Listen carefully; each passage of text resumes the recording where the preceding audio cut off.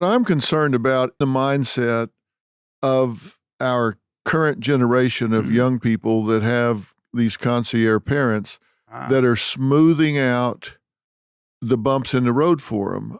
Your mother could have said, well, let me call him and let's find out. Instead, she said, no, you go assholes and elbows and work it out and you'll get it done. But John Haidt and his partner, Greg Lukianoff, wrote the book Coddling of a Generation. I think we're making it too easy sometimes because I think the way we learn about ourselves is by watching what we do. That's how we learn about other people, right? It's a broad definition of self-attribution theory, so I use that descriptively, not clinically. But the way we learn about other people is we watch what they do. And if we have somebody on our staff that we get there every morning and they're 50 minutes ahead of everybody else, lights turned on, coffee being made, copiers on, and we just know, rain or shine, ice or snow, whatever, you get there, you know they're going to be there. You can set your watch to them. Then you attribute to them dependability, reliability. You just know those are their characteristics. So you attribute those traits to them. That's how we form our own self-image and self-worth. We watch what we do. And if our parents take away our opportunity to observe ourselves mastering our environment, we don't attribute to ourselves the ability. Going to kindergarten, you walk up that sidewalk by yourself, you reach up and open that door, you go in there and you spend that half a day, you roll out your mat and take your nap, you eat your grapes, you do everything. You come back out and get in the car, you go, I did that. I did it. I'll never forget my mother, there was a little girl that lived next to her in Texas. She came in and said, well, I met the little girl next door. I said, really? What'd she have to say? She said, well, she walked up to me and she said, I can zip, button, and tie. I said, what? She said, she came and said, I can zip, button, and tie. And I said, oh, really? Well, why did she say that? She said, I have no idea, but she was quick to show me. She was proud of the fact that she had learned to zip, button, and tie. Yes. She attributed that to herself. She was very proud of it. And we need to let kids learn to zip, button, and tie. We need to let them learn to smooth out their problems. We need to let them overcome their challenges instead of jumping in there and taking care of everything. Yeah, and so what we're doing is allowing the opportunity for later having those big wins in life, those small wins. Every day there's some wins. We may not categorize it thusly, but we can find those small wins. And a coach that we had on staff at Detroit, his name is J.D. Dubois, talked about engaging with the small wins as an athlete, not looking for the big, huge wins, but the small wins, each possession. And I think I live and really support others by that notion. The other piece that I thought was that important to what you just touched on is that generation after generation, each generation will have a mission. Frantz Fanon talked about it many years ago, that each generation may have these missions that they may not even explicitly know what that mission may be, but they will either uphold it and get it done or deny it and let it fall to the wayside. So what are the generations that we've currently engaged with? What are they up to? Well, we've probably done a poor job as the elder generation of preparing them. We've allowed for everyone to get a medal, 27th place. The medal looks just like first place. Yeah. So everyone's going to get it regardless win, lose, or draw. But life is not set up in such a way. So what are we teaching them early on that may not necessarily or will not necessarily benefit them when the competitive juices flow and you've got to interview and it's down to you and that other person, and will you fold or will you stand erect and get her done? It doesn't translate to life. It does not. You can do it while it's controlled. Yes. But everybody getting a trophy in a pizza party doesn't work in a competitive world. Doesn't. A couple of your questions that I thought were really good. You know, do you have an encouraging inner voice, which is so important? But you also, I think it was your question 14, you said, what untruths are you telling yourself about your current existence? Yes. If your parents are enabling you, if universities are enabling you, if you are enabling you to live a fiction, Yeah. you're going to be really lost out there. Talk about that. Is it question 14? Yeah, I believe it is. You know the question numbers better than I do. I need to catch up. Right. One of the things that I learned and I kind of lean into and utilize a lot is there's an existentialist really grappling with what are we here for? What do we exist for? His name is Jean-Paul Sartre. And Sartre came up with a notion that I utilize a lot, and the notion was called bad faith. Aha. You found Question it. Yeah, 14. 14. See, look at that. Untruths in your current existence. I love that. Thank you. I'm learning. I think I haven't read this book. Get her done. So one of the things that Sartre said is that we will tell ourselves in bad faith a continuous series of untruths. So, for instance, if you're working a dead-end job that is barely allowing you to pay the bills and you hate going to work every day, you'll find a way to tell yourself an untruth that this is the only way I can make it.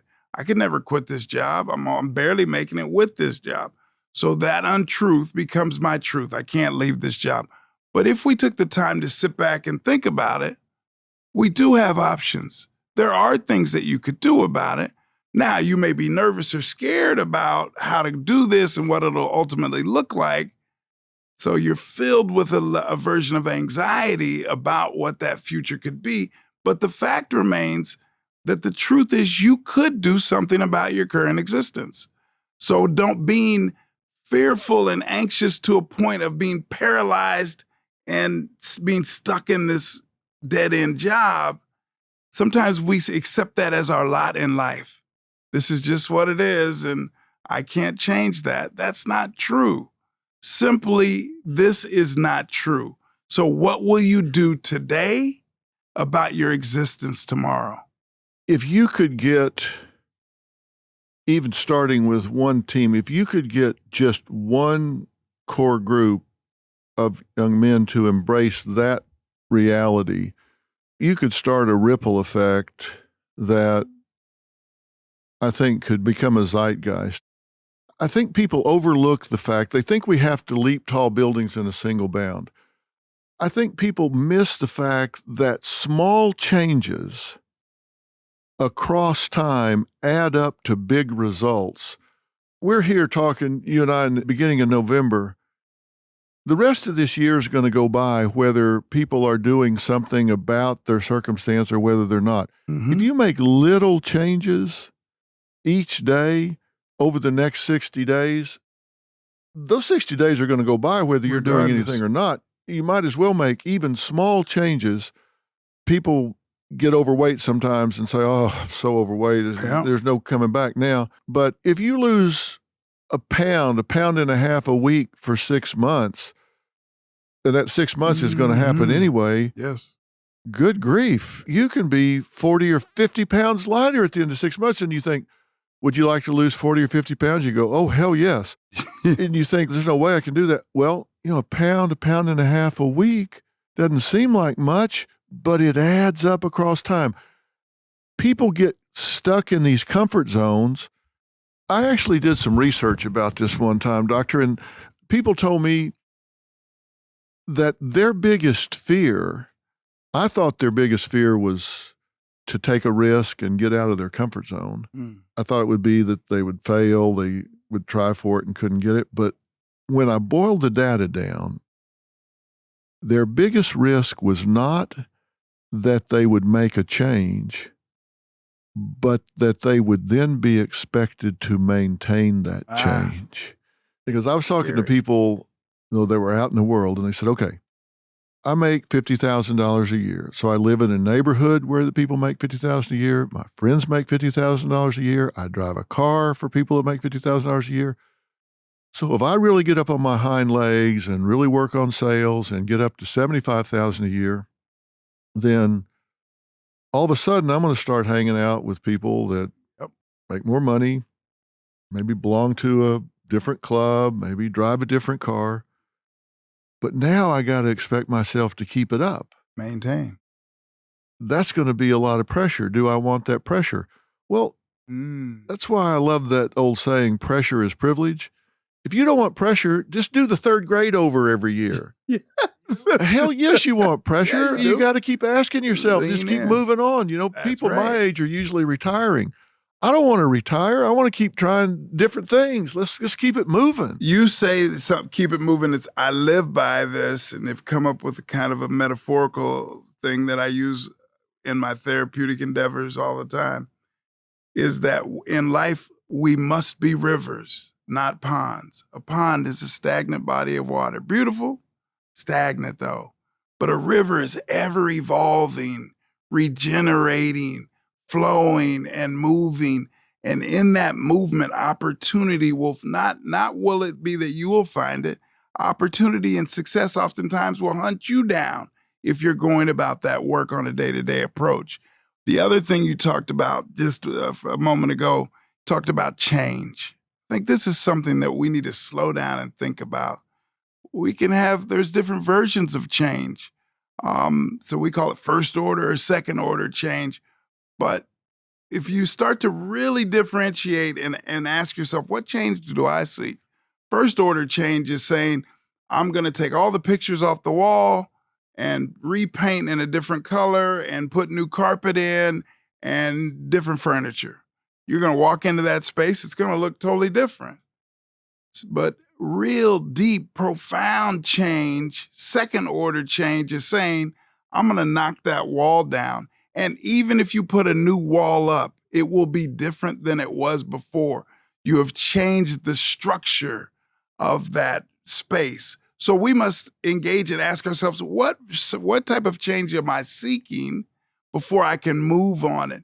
The other thing that you touched on, I think is really important, is this idea around how we're talking to ourselves.